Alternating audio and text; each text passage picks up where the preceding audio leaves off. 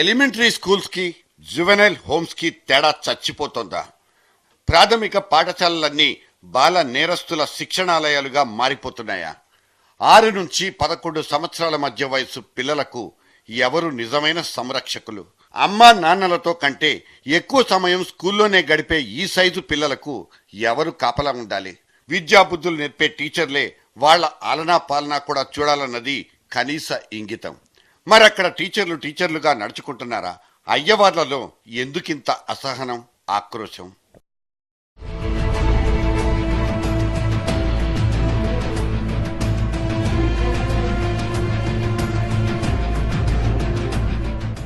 పదకొండేళ్ల ఒక స్కూల్ పిల్లాడు క్లాస్ రూమ్లో చేతులు ముడుచుకుని బేలగా చూస్తున్నాడు.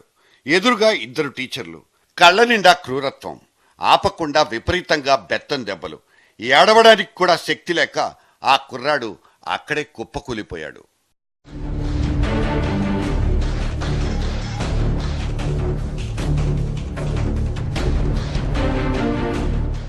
రెండు ఆసుపత్రులు మారినా ప్రయోజనం లేక సరిగ్గా 4 రోజుల తర్వాత ఈ చిన్నోడు చచ్చి శవమై మార్చురీకి తరలిపోయాడు.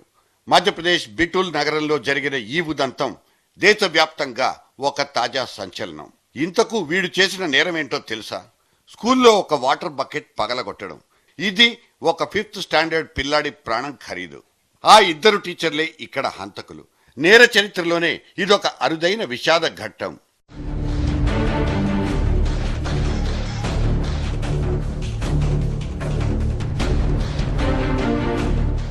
అవును, వాడక్కడ అసహాయుడు.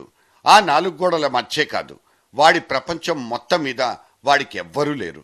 బాలల హక్కుల పరిరక్షణ కోసం పాటుపడుతున్న మన జాతీయ కమిషన్ నుంచి ఐక్యరాజ్య సమితి దాకా ఏదీ వీడిని కాపాడే పరిస్థితి లేదు.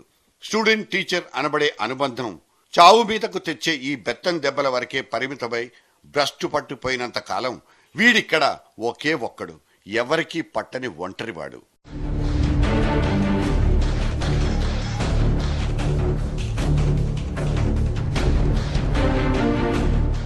తప్పు చేసినట్లుగా అనుమానించడం, వాళ్లను కొట్టడమో వాతలు పెట్టడమో చేస్తే తప్ప ఆ తప్పుకు ప్రాయశ్చిత్తం లేదనుకోవడం, ఇదే ఇవాళ చలామణి అయిపోతున్న గురుతరమైన బాధ్యత.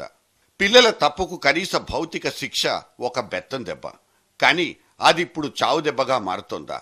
స్కూల్లో టీచర్కు, పోలీస్ అంకుల్కు తేడా తెలియక ఇవాల్టి ప్రాథమిక విద్యార్థి ప్రాణాల్ని అరచేతిలో పెట్టుకుని స్కూళ్లకెళ్తున్నాడు. ఇది కార్పొరేట్ స్కూల్ కావచ్చు, లేకపోతే సర్కారీ బడులైనా కావచ్చు. చిన్న పిల్లల బాడీల్లోకి, బుర్రల్లోకి అక్రమంగా చొరపడిపోయే ఇవాల్టి టీచర్ల నైజాన్నే ఇక్కడ ప్రశ్నించుకోబోయేది. మన సార్లలో మనసున్న మహారాజులు ఎంతమంది? వాళ్ల మనసు లోపల ఆ మమకారం ఏమైపోతున్నట్లు? ఈ మలినం ఎందుకున్నట్లు?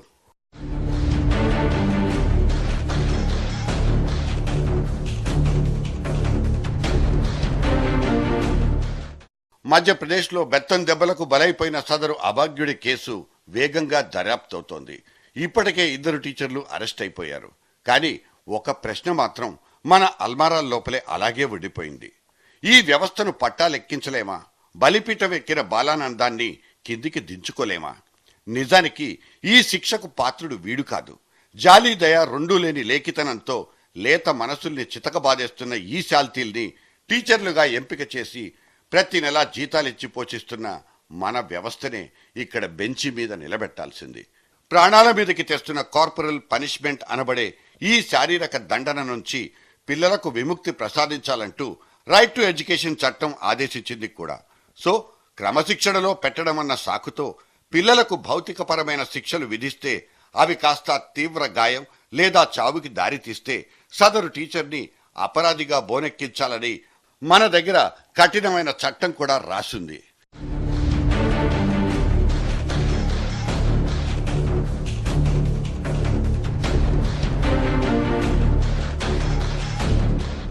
గడిచిన 2 దశాబ్దాల్లో ప్రైమరీ స్కూల్ టీచర్ స్థాయి, హోదాల విషయంలో ఎన్నో ఆసక్తికరమైన మార్పులు.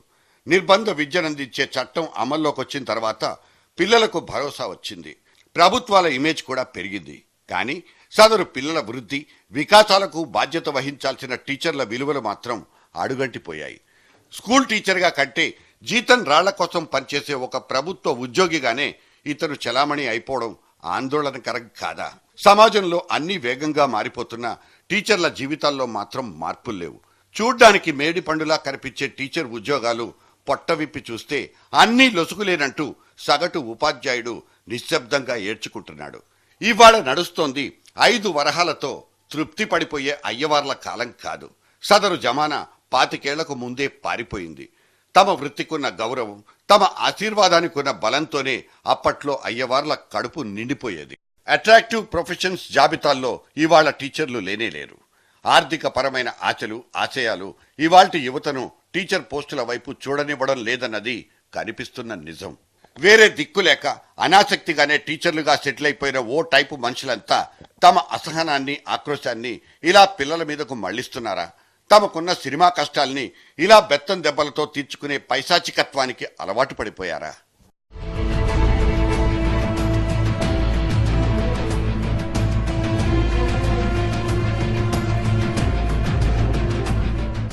ఒక్క టీచర్ పోస్ట్ వందల కొద్దీ పిల్లల జీవితాల్ని ప్రభావితం చేస్తుంది. వాళ్ళ భవిష్యత్తును తీర్చిదిద్దడంలో అమ్మా నాన్నల కంటే వీళ్లదే మెయిన్ రోల్. కానీ ఆ టీచర్లను రిక్రూట్ చేయడంలో సర్కారు దగ్గర సరైన ప్రమాణాలు ఉన్నాయా అన్నదే అసలైన సందేహం.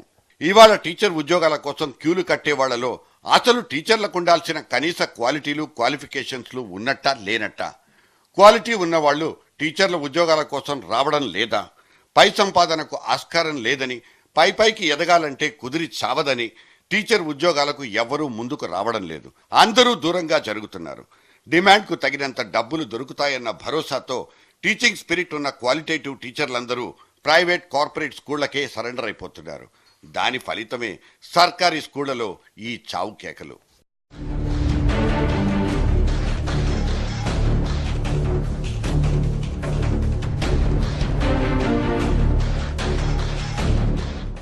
మధ్యప్రదేశ్, బీహార్లోని పారా టీచర్లు అనబడే పనికిమాలిన నియామక పద్ధతి టీచర్లుగా కాకుండా పిల్లల పాలిట రాక్షసులుగా మార్చేస్తోంది.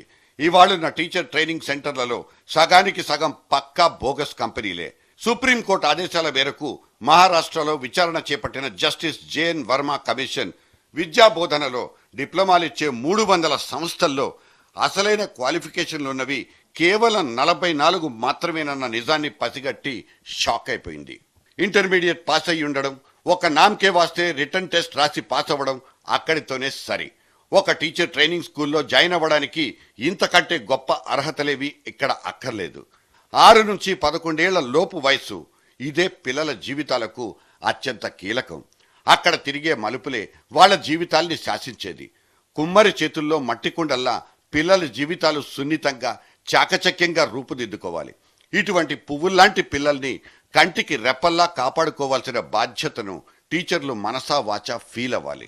కానీ అంతటి భావయుక్తమైన, మేధోపరమైన మెచ్యూరిటీ ఉండే పర్సనాలిటీలు ఇవాళ టీచర్లలో ఎంతమంది ఉన్నట్లు? టీచర్లుగా ఎంపికయ్యే ఈ శాల్తీల మానసిక స్థితులేంటి? చిన్న పిల్లల లేలేత మనసుల్ని చదవగలిగే సున్నితమైన సామర్థ్యం వాళ్లకు ఉన్నట్లా లేనట్లా?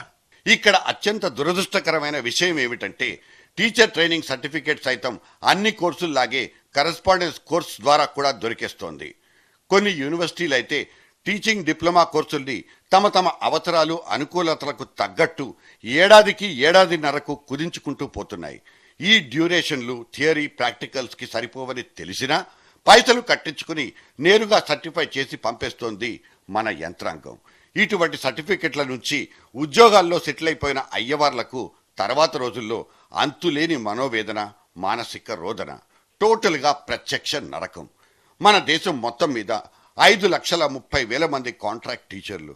ఈ తోకబెత్తడు జీతగాళ్ల చేతి కింద మాత్రమే నడిచే సర్కారీ స్కూళ్ల సంఖ్య 71,494. మొత్తం మీద 10% స్కూళ్లలో నడుస్తోంది ఏకోపాధ్యాయుడి పాలన మాత్రమే. వందల కొద్దీ విద్యార్థుల్ని ఒంటి చేత్తో చక్కబెట్టాల్సిన ఒకే ఒక్క టీచర్ ఈ వన్ మ్యాన్ ఆర్మీ. ఇంతేసి ఒత్తిడిని భరించుకుంటూనే పోసుకోవాలన్నా, పిల్లలతో పోయించాలన్నా కనీసం మరుగుదొడ్డి కూడా లేని పనికి మాలిన సర్కారీ స్కూళ్లలో ఈ అయ్యవారు చదువులు చెప్పే తీరాలి.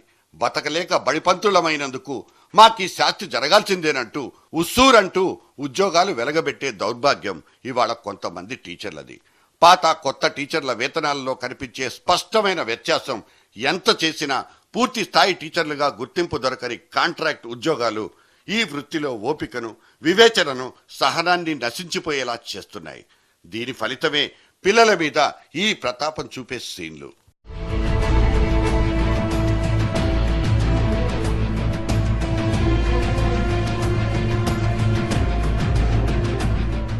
టీచర్ల అకృత్యాలు, అనాకారి చేష్టలతో ఆస్పత్రి పాలయ్యే పిల్లల్లో ఎముకలు, వెన్నెముకలు విరిగింది కొందరికైతే, వందల కొద్దీ గుంజీలు తీయించి పైశాచికానందం పొందినందుకు మోకాళ్లు అరిగిపోయిన వాళ్ళు ఇంకొంతమంది. పరిస్థితి మరీ వికటించినప్పుడు ఇలా పసి వయసుకే 100 ఏళ్లు నిండిపోయిన విషాద ఘట్టాలు మరికొన్ని. టీచర్ల జాతి మొత్తం కిరాతకమేనంటూ ఇక్కడెవ్వరూ చెప్పబోవడం లేదు. ఇవాల్టి స్కూల్ టీచర్లలో 40% కంటే ఎక్కువ మంది టీచర్లుగా ఉండడానికి అర్హులే కారన్నది తెలుసుకోవాల్సిన కఠోరమైన వాస్తవం. ఇలా చెప్పుకోవడానికి మనకున్న సాపత్యాలు అనేకం. బెత్తం దెబ్బలతో ఆగిపోకుండా గంటల కొద్దీ గోడ కుర్చీలు వేయించడం, వందల కొద్దీ గుంజీలు తీయించడం, చివరకు మూత్రాలు తాగించడం దాకా మనల్ని కలిచివేసిన హీనమైన హేయమైన ఘట్టాలు అనేకానేకం.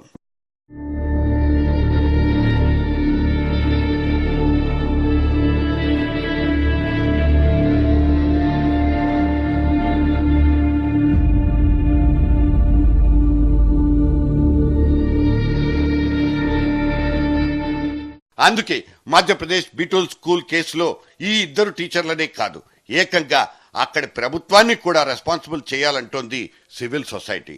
ఈ చిన్న పిల్లాడి సంక్షేమాన్ని, హక్కుల్ని కాలరాయడంలో మీ బాధ్యత ఎంత, ప్రాణాలు తీయడంలో మీ కోటా ఎంతంటూ ప్రభుత్వాలకు కూడా నోటీసులు ఇవ్వండి.